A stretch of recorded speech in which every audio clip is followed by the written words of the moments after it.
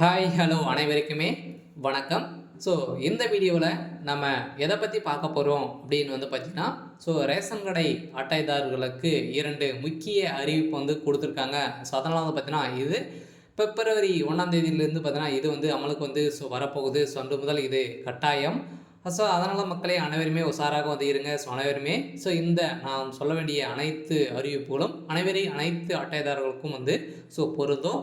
So அதனால் இந்த ஒரு 2 முக்கிய அறிவிப்புகள் வந்திருக்கு. இந்த அறிவிப்பின்படி அனைத்து ரேஷன் அட்டைதாரர்களுக்கும் ஒரு மகிழ்ச்சியான செய்தி தான். இதை நீங்கள் அப்டேட் கொடுத்துட்டீங்க அப்படின்னா, இதில் ஏற்கனவே வழங்கப்பட்டிருக்கக்கூடிய அரிசி, எண்ணெய் அனைத்துமே ரெகுலராக வரப்போகுது. இதில் புதியதாக அப்ளை செஞ்சுருக்குங்க இல்லையா, சந்தை அட்டைதாரர்களுக்கும் ஒரு மிக மிக ஒரு மாற்றங்களும் கொண்டு வந்திருக்காங்க. அதனால் இந்த மாற்றங்கள் இதில் என்னென்ன அறிவிப்புகளாக இந்த ரேஷன் அட்டைதாரர்களுக்கு வரப்போகுது. அனைத்து விதமான டீட்டெயில்ஸுகளும் இந்த வீடியோவில் நாம் பார்க்கலாம். அதுக்கு முன்னாடி நம்ம சேனலுக்கு இப்போ தான் நீங்கள் முதல் முறையாக வந்திருக்கீங்க அப்படின்னா மறக்காமல் நம்மளுடைய சேனலை சப்ஸ்கிரைப் பண்ணி சப்போர்ட் பண்ணுங்கள். வாங்க வீடியோக்குள்ளே போகலாம். பார்த்தீங்கன்னா, இந்த ரேஷன் கடை அட்டைதாரர்களுக்கு 2 புதிய அறிவிப்பு என்ன அப்படின்னா, இப்போ ரேஷன் அட்டையின் பெயர் பார்த்தீங்கன்னா சேர்க்கணுமா, நீங்கள் ரேஷன் கடையில் பேர் சேர்க்கணுமா நீக்கணுமா, புதிய ரேஷன் கார்டு நீங்கள் அப்ளை பண்ணணுமா, முகவரி மாற்றமா, அனைத்து விதமான முகாம்களும் இப்போ பார்த்தீங்கன்னா தமிழகம் முழுவதுமே அந்தந்த மாநிலங்கள் பார்த்தீங்கன்னா அந்தந்த மாவட்டங்கள் ஒரு கூட்டம் போட்டிருக்காங்க. அதெல்லாம் முக்கிய அப்டேட் ஒவ்வொரு இடத்திற்கும் ஒவ்வொரு டேட் கொடுத்துருக்காங்க. அதெல்லாம் பார்த்தீங்கன்னா, நீங்கள் ஏதாச்சும் ரேஷன் கடையில் திருத்தணும் அப்படின்னா கூடிய விரைவில் உங்களுடைய பகுதிக்கும் வரப்போகிறாங்க. இன்னொரு அப்டேட் என்ன அப்படின்னா, இப்போ அனைவருமே அரிசி, எண்ணெய், பாம்பாயில் எண்ணெய் அனைத்துமே வாங்கிட்டு இருக்குங்க இல்லையா. இதில் பார்த்தீங்கன்னா நிறைய எரிபொருள்கள்லாம் வாங்கிட்டு இருக்காங்க. ஏற்கனவே ரேஷன் அட்டைதாரர்களுக்கு பார்த்தீங்கன்னா சில தகவலெல்லாம் கொடுக்காம இருக்காங்க இல்லையா. சில பேர் அனைவருமே எரிபொருள் வாங்கிட்டு கேஸ் சிலிண்டர் வாங்கிட்டு இனிமேல் அப்டேட் பண்ணாமல் இருக்காங்க. அவங்களுக்கும் ஒரு முக்கிய அறிவிப்பு தான் கொடுத்துருக்காங்க. இந்த 2 அறிவிப்பும் இந்த ரேஷன் கடை அட்டைதாரர்களுக்கு ஒரு முக்கிய அறிவிப்பாக தான் கொடுத்துருக்காங்க.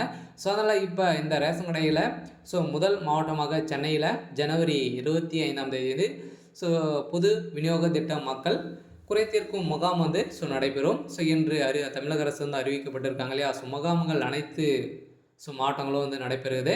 இதனால் சென்னை தொடர்ந்து அடுத்தடுத்த தேதிகளிலும் மற்ற மாவட்டங்களிலும் இந்த சிறப்பு குறைதீர்க்கும் முகாம் நடைபெறும். இதில் ரேஷன் அட்டைதாரர்கள் பெயர் சேர்த்தல், பெயர் நீக்கம், முகவரி மாற்றம், கைபேசி எண் பதிவு செய்தல் மற்றும் இதில் உள்ளிட்ட அனைத்து சேவைகளும் இந்த மக்கள் பயன்படுத்தி கொள்ளலாம் அப்படின்ற மாதிரி தான் ஒரு முக்கிய அறிவிப்பு கொடுத்துருக்காங்க.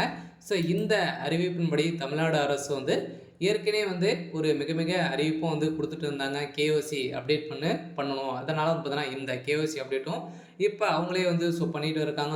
அந்த முகாம் நடைபெற்று வருது. இதனால் அனைத்து ரேஷன் அட்டைதாரர்களுக்கும் நீங்கள் அனைவருமே அப்டேட் பண்ணிக்கோங்க. சில விஷயங்களும் மீண்டும் சொல்லியிருக்காங்க. அதனால் ரேஷன் அட்டைதாரர்களுக்கு ஷாப்பிங் நியூஸாக தான் கொடுத்துருக்காங்க. தமிழ்நாடு அரசு வெளியிட்டுள்ள முக்கிய அறிவிப்பு என்ன அப்படின்னா, ரேஷன் அட்டைதாரர்களுக்கு தமிழ்நாடு அரசு முக்கிய அறிவிப்பு வெளியிட்டுள்ளது. தமிழ்நாட்டில் 2,24,78,924 குடும்ப அட்டைகள் வழங்கப்பட்டுள்ளது. இவர்களுக்கு 34,793 நியாயவிலைக் கடைகளில் மூலம் மானிய விலையிலும் உணவு பொருட்கள் வழங்கப்பட்டு வருகின்றது. அந்த வகையில் இலவசமாக அரிசி, மானிய விலையில் கோதுமை, சர்க்கரை, பாமாயில் எண்ணெய், மண்ணெண்ணெய், பருப்பு உள்ளிட்ட பொருட்கள் வழங்கப்பட்டு வருது இல்லையா. இதன் அடிப்படையில் மேலும் பொங்கல் மற்றும் தீபாவளி பண்டிகையை அடுத்து தமிழ்நாடு அரசால் பரிசு தொகுப்பு வழங்கப்படுகிறது. அந்த வகையில் அனைத்து பொறுப்பதற்கு முக்கிய தேவையான ரேஷன் கார்டு ஒரு மூல கார்டாக தான் இருக்கு இல்லையா. ஒரு முக்கியமான கார்டாக தான் இருக்குது. இதை தொடர்ந்து புதிய ரேஷன் கார்டு கேட்டு விண்ணப்பித்தால் தகுந்த ஆவணங்கள் இருப்பதால் 15 நாட்களுக்குள் ரேஷன் கார்டு வழங்கப்படும் என அமைச்சர் சக்கரபாணி பார்த்தீங்கன்னா அமைச்சரவையில் தெரிவித்திருந்தார்.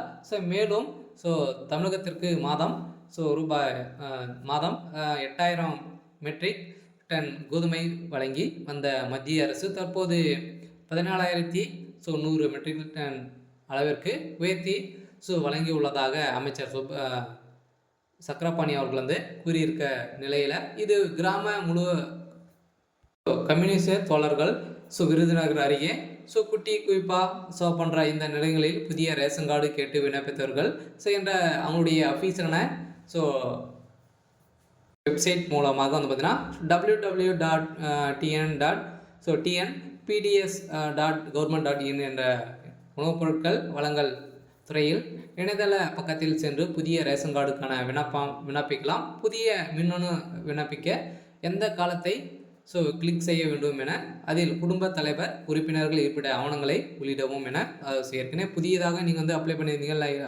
பண்ண போகிறீங்க அப்படின்னா இதெல்லாம் நீங்கள் செய்யணும் அப்படின்னு வந்து கொடுத்துருக்காங்க. இறுதியில் வந்து பார்த்தீங்கன்னா அனைவருமே வந்து இந்த ரேஷன் கடை அட்டைகளுக்கு தேர்ந்தெடுத்து ஒப்புதல் கொடுத்த பிறகு விண்ணப்பம் உணவுப் பொருட்கள் வழங்கும் துறை அதிகாரிகள் வந்து கவனத்திற்கு சென்று விடும். அதனை பரிசீலித்து உங்களுக்கு என்ன அட்டை அப்படின்றத நீங்கள் வந்து பார்த்தீங்கன்னா வந்து கொடுப்பாங்க. இதன் அடிப்படையில் இந்த ரேஷன் அட்டைதாரர்களுக்கு அனைவருக்குமே ஒரு மிக மிக முக்கியமான ஒரு அதனால் வந்து பார்த்திங்கன்னா இந்த ரேஷன் கடை அட்டைதாரர்களுக்கு புதிய அறிவிப்புகளாக வந்து கொடுத்துருக்காங்க. அதனால் கேஒசி அப்டேட் வந்து கன்ஃபார்மாக நீங்கள் பண்ணியிருக்கணும். இது பண்ணியிருந்தால் மட்டுமே உங்களுக்கு அனைத்து பொருட்களும் வந்து உங்களுக்கு கிடைக்கும் அப்படின்ற மாதிரி வந்து சொல்லியிருக்காங்க. இருந்தாலும் ஏற்கனவே மகளிர் உரிமை தொகையும் வந்து இதன் குறித்தும் வந்து வாங்கிட்டு இருக்குங்க இல்லையா, இந்த மகளிர் உரிமை தொகையும் வந்து நிறுத்தி வைக்கப்படும் அப்படின்னு தான் சொல்லியிருக்காங்க. அதனால் கட்டாயமாக நீங்கள் வந்து கேஒசி அப்டேட் பண்ணிடுங்க. இப்போ புதியதாக வந்திருக்கக்கூடிய இந்த புதியதாக அப்ளை பண்ண இருக்கக்கூடிய நீங்கள் இப்போ புதிய ரேஷன் கார்டு அப்ளை பண்ணியிருக்கீங்க அப்படின்னா நீங்கள் பண்ணி 15 நாட்களே உங்களுக்கு கிடைக்கணும் அப்படின்னு சொல்லியிருக்காங்க. இந்த ரேஷன் அட்டைதாரர்களுக்கு ஏதாச்சும் அதில் வந்து மாற்றங்கள் வந்து செய்யணும். வந்து பார்த்தீங்கன்னா பேர் வந்து தப்பாக இருக்குது, உங்களுடைய மொபைல் நம்பரு அனைத்தையும் மாற்றணும் அப்படின்னா இப்போ சிறப்பு முகாம் வந்து நடைபெறுது. கூடியவர்கள் நம்மளுடைய அவங்கவுங்கள மாவட்டத்தை வந்து பார்த்தீங்கன்னா தேதிகளை வந்து அறிவிக்கப்பட்டு அங்கே இன்ஃபர்மேஷன் வந்து கிடைத்த உடனே நீங்கள் இதை வந்து மாற்றிக்கொள்ளலாம்.